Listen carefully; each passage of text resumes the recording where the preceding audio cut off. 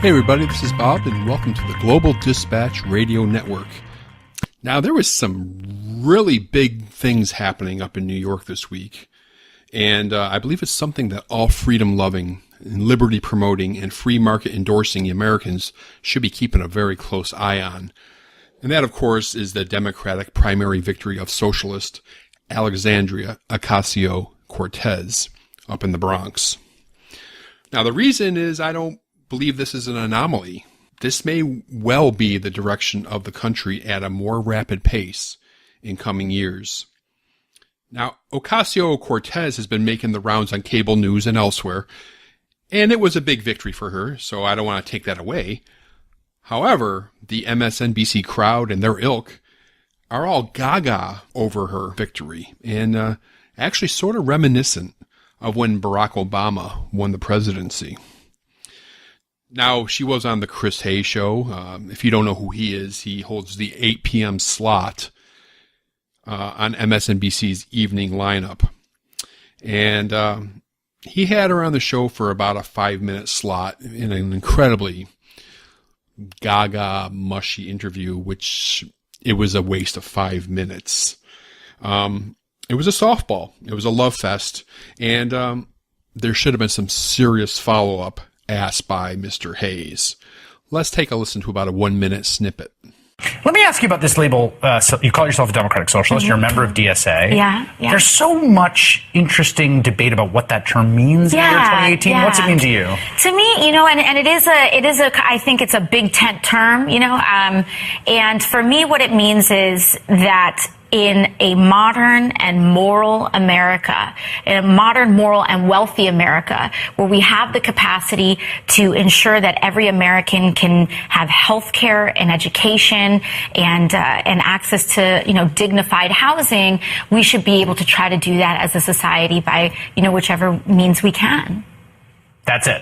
Yeah, I think that's an agnostic read of the term. Yeah, but methodologically. But I think at the end of the day, it boils down to the basic elements that are required for an economic and socially dignified life in the United States. At a very basic means, we should aim to guarantee those things. I don't think any person in America should die because they're too poor to live. Historian Brian McClanahan really summed up Ocasio pretty well in a tweet this week.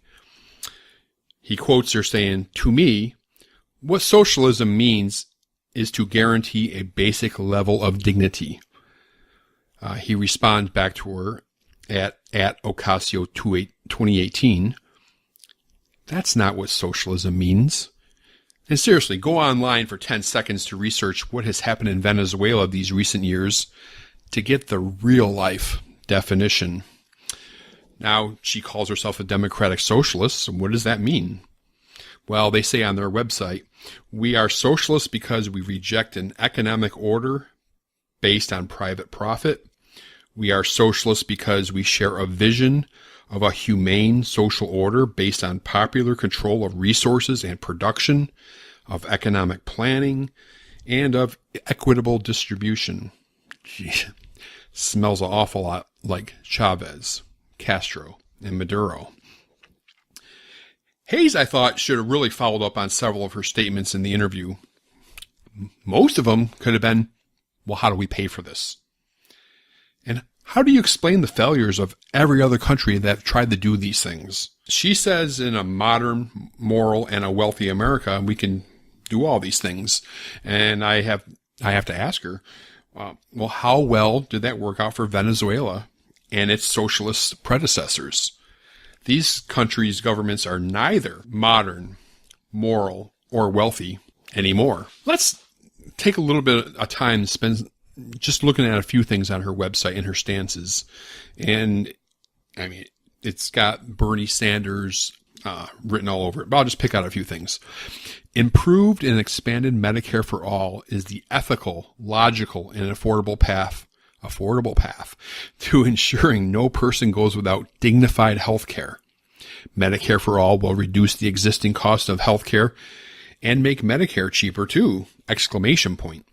By allowing all people in the U.S. to buy into a universal health care system. Then she goes on to add, I don't know if Bernie had this in his, What's even better is that improved and expanded Medicare for all includes full vision, dental, and mental health care, because we know that true health care is about the whole self, not just your yearly physical. She also endorses a federal jobs guarantee because anyone who is willing and able to work shouldn't struggle to find employment. Well, first, the unemployment rate's like 3.8%, 3.9%, the lowest it's been in eons. So nobody should have a hard time finding a job. But she goes on to say on her website, a federal jobs guarantee would create a baseline quality for employments that guarantee a minimum $15 wage, full health care, and paid child and sick leave for all. This proposal would dramatically upgrade the quality of employment in the U.S. by providing training and experience to workers while bringing much-needed public services to our communities in areas such as park services, childcare, and environmental conservation. And she's heavily into more gun control and even wants, and this is what she says, Congress people to take no money from the gun lobby or private equity companies that invest in firearms. Well, A, how legal is that? And B, I get what I would ask Miss Ocasio-Cortez. Well, should Congress people continue to take money from labor unions, teacher unions, Planned Parenthood? Yeah. Now, it's also time to expand our national education system to include tuition-free public college and trade school.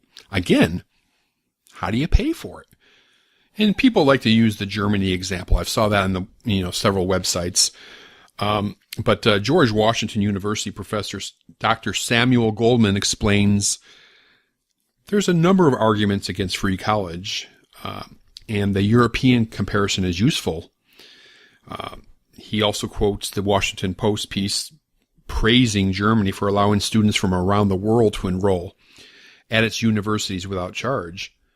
However, what German universities offer in exchange is not discussed. More specifically, the piece didn't mention the services German universities usually do not provide. And this is just partial, sports. It doesn't include dormitories. It doesn't include the elaborate food and other amenities, subsidized clubs and extracurricular activities, academic remediation, and flexibility in majors. Now, that's a scary one right there. Now, German universities, in other words, are very different from what Americans have in mind when they think of college. And I believe that goes for, healthcare in many countries too. A lot of these countries have a much more stripped down version than most Americans would even recognize. But that's not what Bernie wants, and clearly that's not what Ocasio-Cortez wants. They want all the goodies. I would love to look at the price tag for some of this stuff. I look at these things that or listen to these things she says and look at the things that are on her website, and it's really hard to believe that she graduated from a American university, Boston University, with a bachelor's degree in economics and international relations. But, maybe then again, it shouldn't surprise me that much with what a college education provides these days. A little education dictated by the professor and a bunch of propaganda. So maybe I shouldn't be that surprised. Now, Chris Hayes missed a great opportunity. But again, I'm not surprised because it is likely, I'm not 100% sure, but it's likely they're on the same page. They both like all these big government programs. So why make her answer any real questions? Let's just have a love fest. Then, of course, at the end of the show, segueing into Rachel Maddow's show, Maddow gushed about how great an interview it was. Really, Rachel? That was a great interview? Well, while Sean Hannity throws softballs to his guests that he agrees with, Mr. Trump and Mr. Bush and Mr. Cheney, and it's very despicable that he does that. But MSNBC hosts do the exact same thing for their favorites, and they criticize Hannity for his softball interviews with people they despise. So, I guess the best advice I could give you is, if you want to be honest about the issues, avoid cable news. It's poison for the team. Your mind will be clearer and your life will be happier. Well, for more news and views, check out theglobaldispatch.com. No teams, just a look at the news and the issues. Again, theglobaldispatch.com.